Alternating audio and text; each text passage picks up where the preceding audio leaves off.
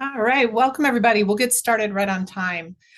Thanks so much for taking time out of your busy schedules to listen in on our December coach call. This call is for all of the December tournaments, our Maple Grove on December 2nd and 3rd, and Irondale on December 9th and 10th, and also our Hermantown tournament on December 10th.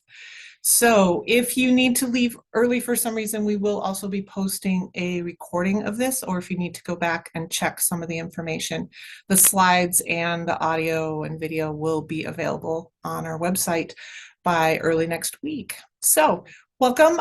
We had our first two tournaments this past weekend. They went really well. It was so much fun to see all the creative things that the students are doing with their robots. And we got to see some robots climbing, some robots making mosaics, some robots shooting paper airplanes. It was a great time.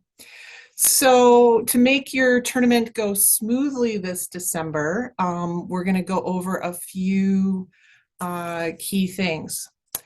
But first of all, let me, hang on, just working on my tech skills here. Thank you for coaching.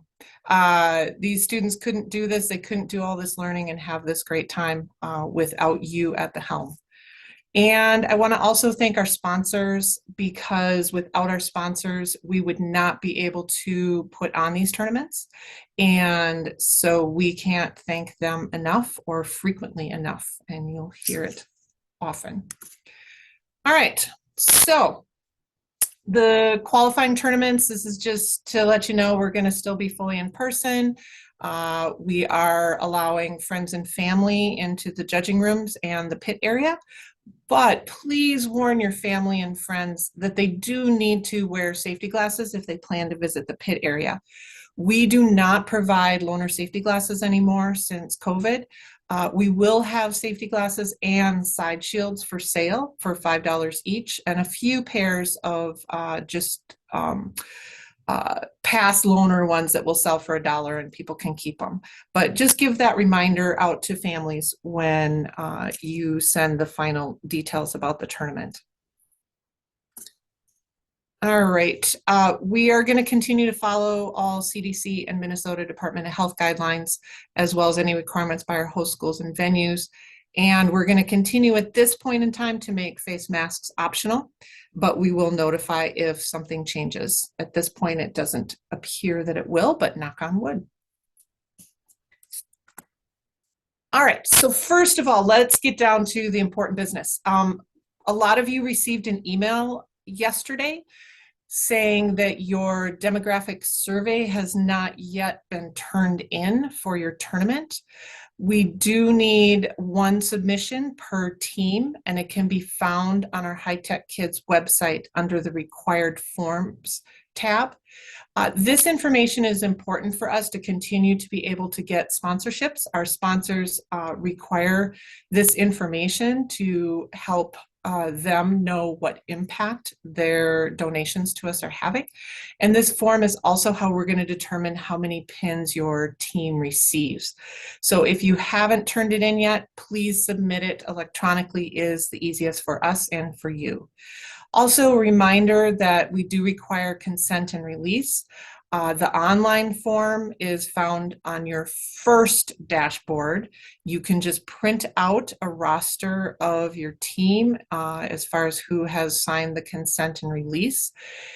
Consent and release is required for every coach, mentor, and team member. So if they aren't able to do it electronically on the first website, then you can find a PDF of that consent and release on our website that you can print out and have them fill out, and you can submit a paper form at the event. If there are any questions during this, feel free to add them to the chat. And Norm is behind the scenes here, and he will be kind of keeping track of questions as they come up. So. All right. Another important reminder is that if your team is planning to do any video submissions in order to be eligible for the Promote Award or the Compass Award, Those videos are due Sunday at midnight preceding your event. So unfortunately for those of you with the December 2nd and 3rd tournament, that means this coming Thanksgiving weekend, your teams do need to have submitted things by Sunday at midnight. It is possible to do that early, of course. They could get it done this week. If your team is coming to a second tournament at any point in the season, they need to resubmit those videos if they want to apply for those awards. Again, we do not keep that material from tournament to tournament. This year, there are no feedback request forms that need to be done.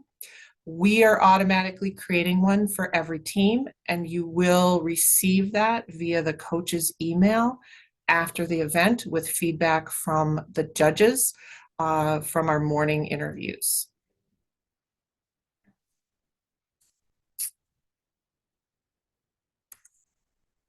This is what the JOT form looks like for the video submission. All right, there are a couple changes this season that some of you may have heard about, some of you not. Artificial intelligence first has officially decided to allow the use of AI in creating both the engineering portfolio and any code for the robot. AI is considered a tool just like 3D printing, CAD, etc. It is not required, and teams will not be judged based on whether they use or don't use AI. But judges will expect to see credit given if the AI is used. And proper credit is really simple. You can just say portfolio content created by, Team 1000 and Chat GPT. It doesn't need to be complicated or anything like that. But if teams are using AI, just like with the use of those other tools, they should expect questions from the judges as to how did the AI help them? What did they learn from using the AI? Those kinds of things may be asked during their presentation.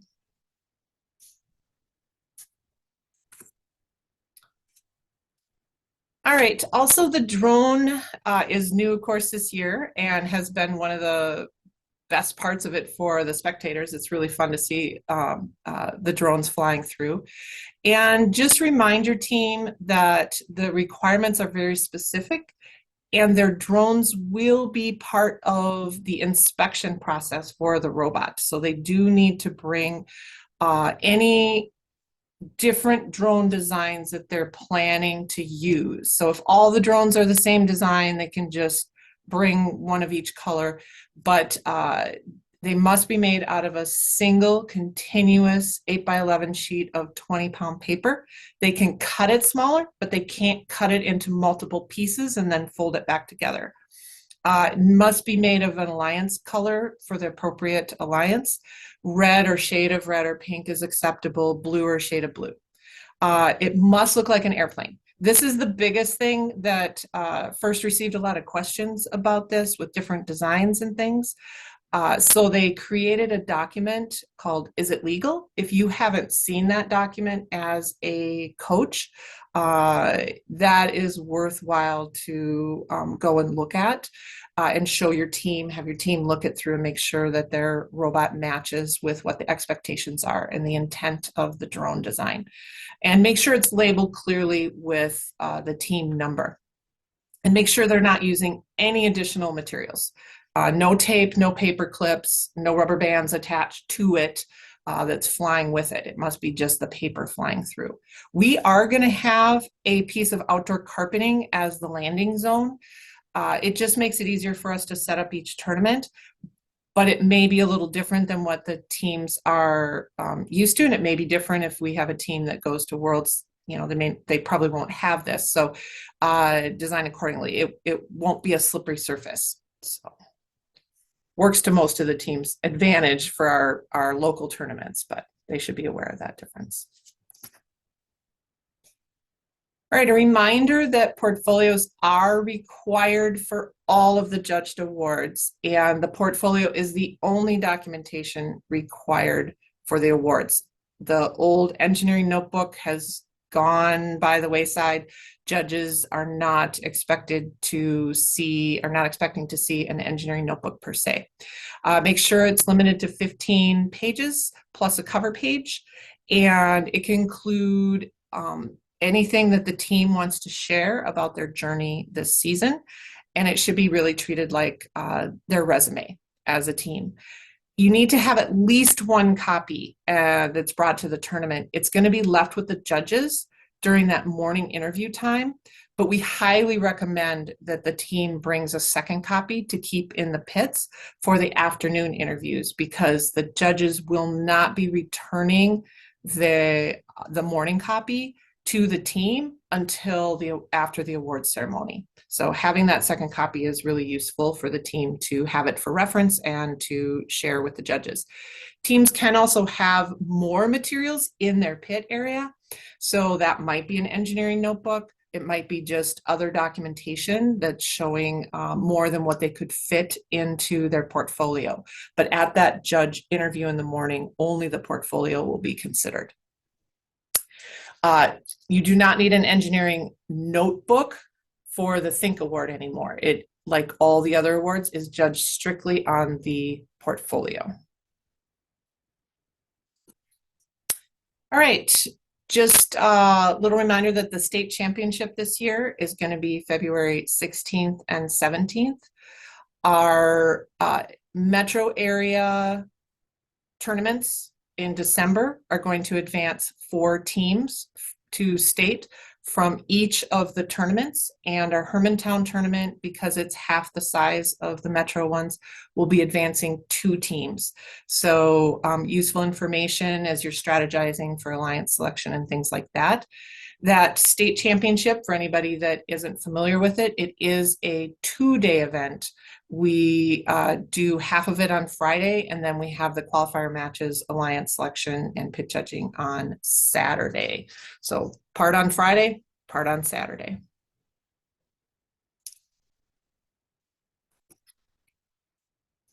All right, what to expect from the teams during their morning interview. They really should be able to explain all the strategies they use throughout the season. They should be able to share team goals and plans, any outreach work they did, whether it was bringing in experts in their fields or mentors, or whether it was reaching out to the community and sharing STEM. They should be able to explain any autonomous mode that they used. That's the other thing to remember. Along with the engineering portfolio, teams can also submit a 2-page control award submission, and those forms are available on our website or through FIRST. We will have extra copies at the tournament as well, but we encourage teams that have any sort of sensor use, they're doing autonomous mode, or any unique things they're doing with the controllers, to submit that control award, because not every team submits for it, so it's a great chance to show off what your team is doing. Any 3D parts that were fabricated, we do have the special Minnesota award that does from Stratasys that focuses specifically on any 3D printed parts. And remember to remind your team that failures aren't a bad thing. So.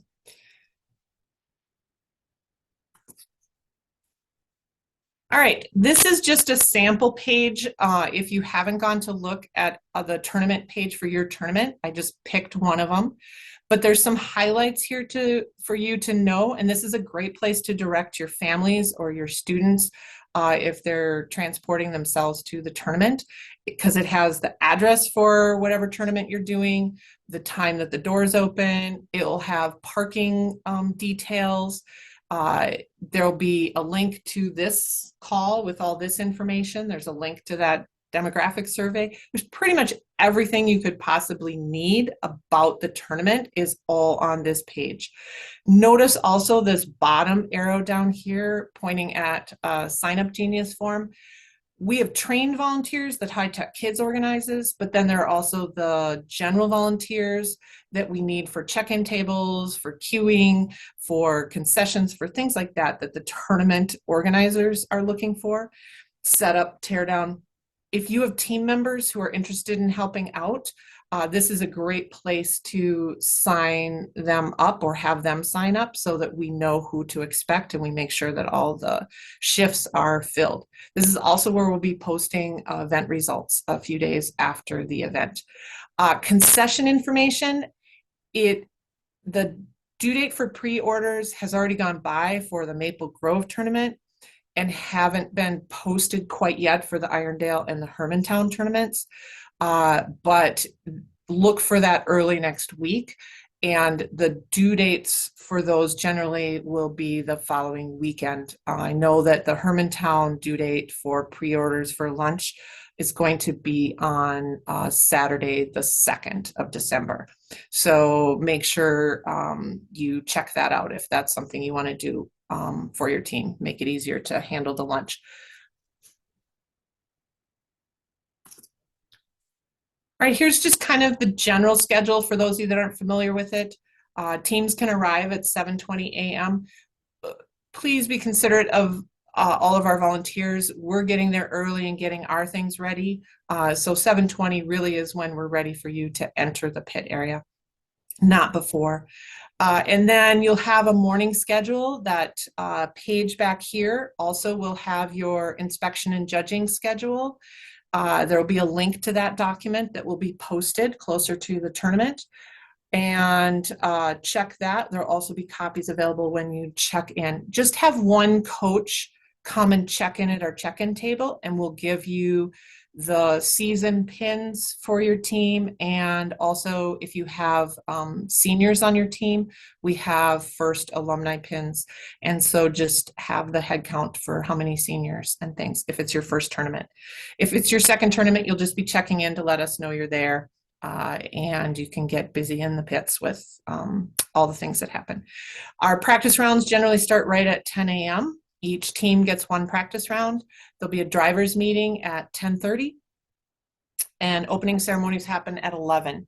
We get our qualification matches going before lunch and usually get about 45 minutes worth of qualification matches done before we all take a 1-hour lunch break. Afterward, we finish up our qualification matches and pit judging starts. With the pit judging, I'll talk a little bit more about this, but it is important to make sure that your team is available as judges come around and that they're expecting. Judges will come around to every team in the afternoon at some point. The times from alliance selection on are a little bit flexible depending on how quickly the qualification matches go and how, or if there are delays with robots having issues and things. So take those last 3 numbers with a little grain of salt. It can vary by a half hour or so, either direction. All right, just a reminder with those judging, that morning judging session, teams need to have that engineering portfolio, their control award form if they've done that, and bring your robot. We had some teams show up this past weekend and they didn't bring their robot down to judging. Judges want to see what you've done with the robot. It helps teams if they have a 5-minute presentation to give the judges. It's not an absolute requirement, but that way teams can get out all the information that they want to make sure the judges know. Then there'll be a 10-minute Q&A where the judges will just ask them a variety of questions to either clarify things they've said or to ask for additional information. For your robot and field inspection, that also happens in the morning. Make sure you bring your robot, driver hub, any drones or different drone designs, and if you have a team element. Remember that the inspectors are really looking to make sure each team is putting a safe and reliable robot on the field. They're not there to try to fail people. They really want the teams to have a successful day. And so they are going to be helping the team come up with solutions or, pointing out the hazards and letting the teams come back as many times as they need to be inspected. So if they don't pass the first time, and usually this first tournament, a lot of teams don't pass the first time through inspection, the inspectors will do everything to help set you up with another team that could help you or something like that if you're having issues. All right. Great. At 10:30, need to have a drive team meet with the referees. The rest of the team can listen in as well, but we need to make sure we at least have a couple representatives from each team. And that's where you're going to get any field rules, safety rules around the area. The match schedule is going to be distributed. It'll be a chance for teams to have questions answered up to a certain point. But if there are some clarifications they want that would be applicable to all the teams, that's a great place to ask. And our match schedule, just so you're aware, if this is your first tournament, it doesn't have times on it. It just has the order that the teams will be playing. And so you need to make sure that the team is keeping track of what match is currently running in order to be on time for your matches and be queued up at the appropriate time. Same thing goes for judging. Make sure you show up at the judging check-in 5 minutes before the official judging time. And some venues are bigger or smaller than others, so make sure your team knows where they're going ahead of time so that they're not late to that judging, because we can't extend those judging times. It's a very tight schedule. There's a little more flexibility with inspection schedules and things like that, but the judging schedule and the match schedules need to move right on time. All right, there will be that pit judging, that afternoon pit judging is going to be happening while your teams are also going back and forth for the qualification matches. And so it's really important to make sure the students are expecting them, that there are students available in the pit whenever possible, and that it's the students who feel comfortable talking to the judges about the different areas of your season. So know that the match play is the most important thing. And if the judges are there at the pit and you've got a match coming up, it's okay to politely tell the judges that you need to leave for your match and that you'd love to talk with them more as soon as you're done. All right, once all the qualification matches are done, we will do the finalist alliance selection process. A great thing to do if you have a rookie team is to watch the alliance selection process video that we have on our website, and there'll be a link in this in the slideshow that we'll post as well. It just helps them know what to expect in case they end up one of the alliance selected teams, or they end up as an alliance captain and are having to pick teams to understand the process. For our award ceremony, it's going to happen as soon as our finalist matches are completed. We don't do the high five line anymore. Post-COVID, one of those things that went goodbye. But we will have a live award ceremony, and teams will be able to pick up their awards at the end of the award ceremony. And then we will post the results within usually the next day. Sometimes, like this week, we have people on vacation, so it's not happening quite as quickly. But that will all be available on our site. All right, I want to remind people that it feels like December 15th is a long way off, but we're almost to December right now. So if you have 10th or 11th grade students on your team that are good leaders and would be good nominees for the Dean's List Award, those nominations are due December 15th. Even if you're, not playing till after that or playing in January, those nominations are all due on December 15th. We do interviews for Dean's List in January at a separate judging event. We don't do those at the tournaments. And then we will announce the finalists at the state championship. And regardless of whether a team qualifies to go to the World Championships, any Dean's List finalists will be eligible to travel to the World Championships and represent our state. Again, those nominations, there's information on our website for being able to submit that. The Purple Gear Award. So this is a Minnesota Team Outreach Award, and teams need to participate in three high-tech kids events, so events that we've organized, and three separate outreach events in some capacity within their community. We do have that information can be submitted to us, and we keep track of it. And as soon as a team qualifies, they've met the requirements for it, we will present you with the Purple Gear Award. We presented our first one of the year at the tournaments this past weekend. And you'll get a certificate, a 3D printed trophy, and we'll also send you some artwork that you can add to your portfolio and to your communications about your team. And our website has all the information and criteria and form for you to fill out for the team to submit their participations. These are the teams that received the Purple Gear Award last year. Norm, did we have a question in the chat? Yes, but they've been answered. Okay, great. All right, another thing for your teams to know about is the Stratasys scholarships that are available. These are for 10th and 11th grade students again, and student must be a member, current member of a Minnesota FTC team. There are different categories, and it's an online essay. And again, we have all of the links through our website. These are due by January 22nd. And winners will be announced at state.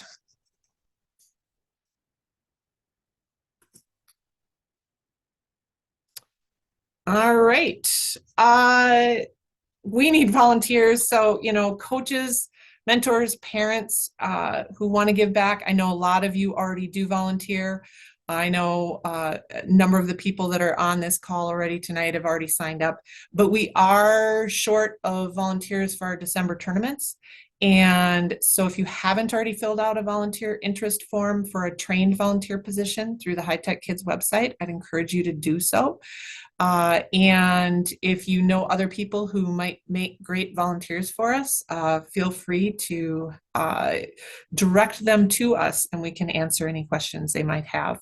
So our volunteers are very dedicated and put in a lot of hours, and we want to be able to have a big enough pool of volunteers that we don't exhaust everybody. So think about signing up. It's a great way to learn more as a coach and to share your love of robots with all the students. All right. I like to keep it kind of short and sweet, but I'm happy to take any questions that people might still have about what we talked about. Feel free to turn your mic on and share.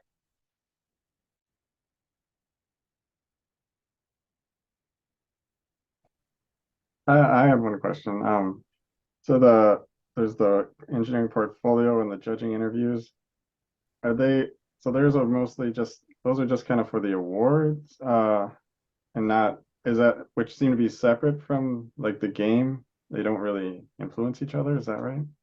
Well, so each of the awards that are listed in Game Manual 1 have specific requirements that the judges are looking for that may relate to the game specifically and how the team approached the game.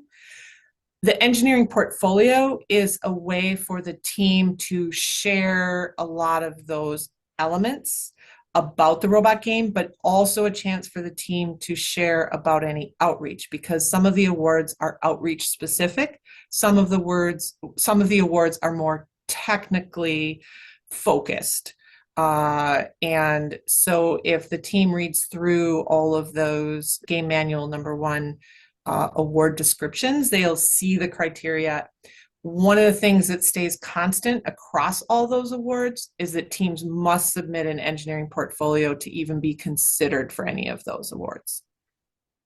Okay, but like, so could theoretically a team like not have a portfolio and win the game and advance to state? Is that? Yeah, so in terms of the order of advancing to state, the team that's guaranteed a spot at state is the Inspire Award first place winner. Then it goes to the winning alliance captain is the second team that qualifies for state. Then the second place Inspire Award winner, then the first team selected for the winning alliance. So it kind of alternates. Okay. And it's worth it for teams to, again, look in Game Manual 1 and become familiar with the order of how we advance to state. It's a very prescripted process that's put out by FIRST, and we follow that process to the letter. And if a team has already qualified because they won the Inspire Award, then the teams that qualify for state, it kind of moves down this list in order. So on Saturday, we went down to about the 7th item on that list because there were teams that had won 2 things up in the top 5, whether it was, winning alliance and Inspire or something like that. But then on Sunday, it was really only the 3 Inspire first, second, and third, and the winning alliance captain and the first team selected by the winning alliance captain. Unfortunately, in that situation, the third team of that winning alliance did not advance just because of the way the awards fell on that particular day. So the awards are kind of a key part. It's both. There's ways to advance without the portfolio, but it also increases your chances significantly if you do have the portfolio in place. And it's really how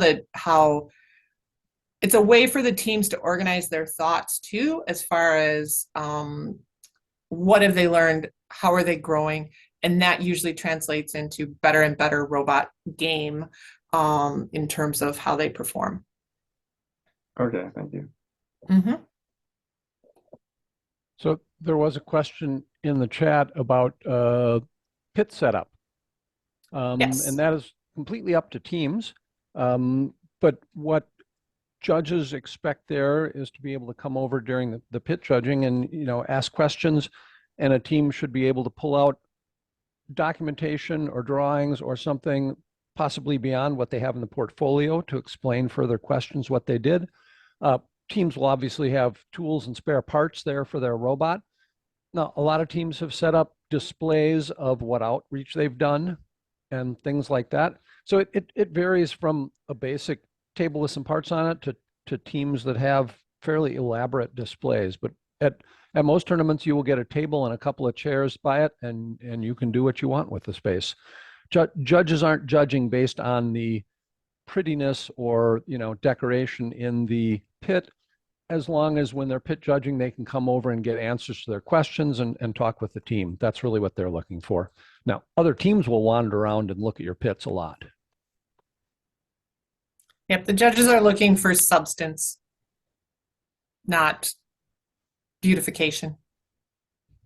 Right, portfolios are going to really vary, but it's just a way for your kids to kind of reflect on their season and reflect on what they've learned and reflect on the process that they've gone through, because the process is always, in all the levels of FIRST, the process is really the focus, right? You don't have to have the best robot at all moments in time, but you should be learning through the process. Yeah, it's a chance for the judges to get to know your team too. Like, how do they work together? It's not designed to be all technical, right? They want to know how you've been having fun, how you've been learning together, how you've included everybody. Those are all elements that are important for the judges to see. All right. It was a lot of fun this last weekend, and I'm really looking forward to meeting all your teams coming up at these next tournaments. Norm will be traveling up to the Hermantown tournament, and I will be staying put in the metro area. So I will see all of you that'll be at the Maple Grove or Irondale tournaments. All right. Well, thank you for coming this evening. Really appreciate it. And if there's any other questions that pop up after this is done, feel free to email me, Chris, with KRIS at hightechkids.org. And I'm happy to answer any questions.